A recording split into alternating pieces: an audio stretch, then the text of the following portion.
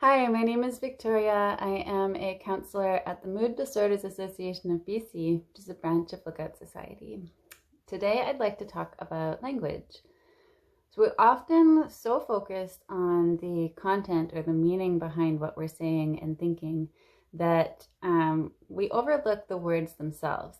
And the truth is that the words we use have an impact on our mood and on our bodies, on our nervous system.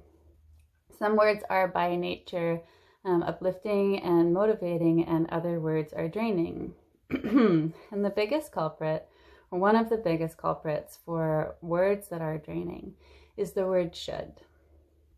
The word should it's very oppressive, and you can try this experiment of just repeating that word a few times in your head, and many people will notice a drop of energy and a drop in mood.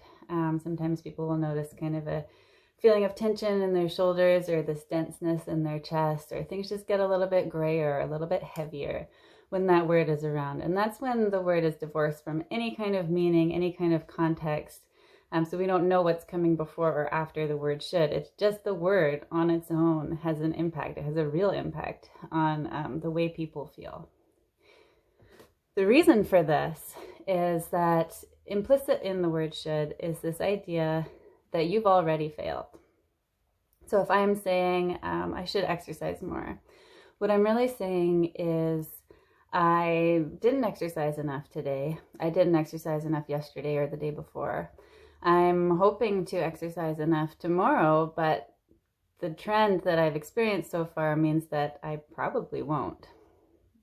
So people use this statement, they say I should blank, as a way to get themselves closer to that activity or closer to what they want to do, when the impact is actually the opposite. It actually brings you farther away. It's kind of like putting on a 10-pound backpack, and sometimes it's not going to make a difference and you'll be able to get there anyway, but sometimes it will make that difference. Sometimes it will be the difference between whether you have enough energy to do that or not, because this word actually eats up energy. A really easy, convenient alternative word is the word want. So I can say the same sentence, I want to exercise more. And the sentiment is still there, so I'm acknowledging that there's something that I'm not doing enough right now that I would like to change. But the judgment on me is gone. So there's nothing bad about somebody who wants to do something. Actually, there's a lot of good things for that. The word want, when I'm saying I want to do something, I'm acknowledging that I have choices. Whereas the word should doesn't typically acknowledge any choice. It acknowledges a duty. When I say want, I'm acknowledging there are places, there's directions that I want to go in that look attractive to me, and I'd like to go that way. So this is a motivating sentence in just a little way. So these are small differences, but they really add up, especially if the word should is maybe there 100 times a day, as it is for many people. Changing to want is going to have a real impact. If there is no want because the activity isn't pleasant, you can always take a step back and connect to the bigger picture. So I can't honestly say I want to go to the dentist, but I can say I want to care for my health, or I can say I want to manage this problem before it gets worse.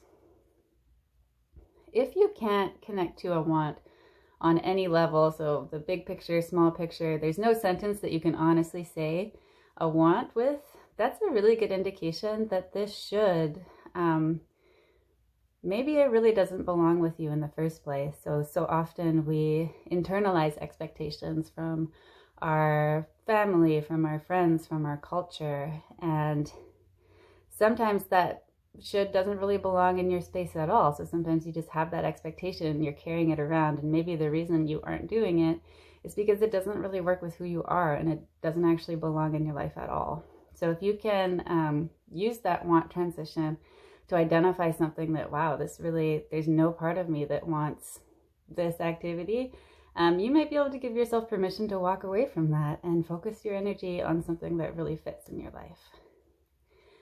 So if you found this helpful, if you would like other words and easy transitions that you can use to just give a little bit of extra lightness and motivation, please let me know in the comments. That's all for today. Take care.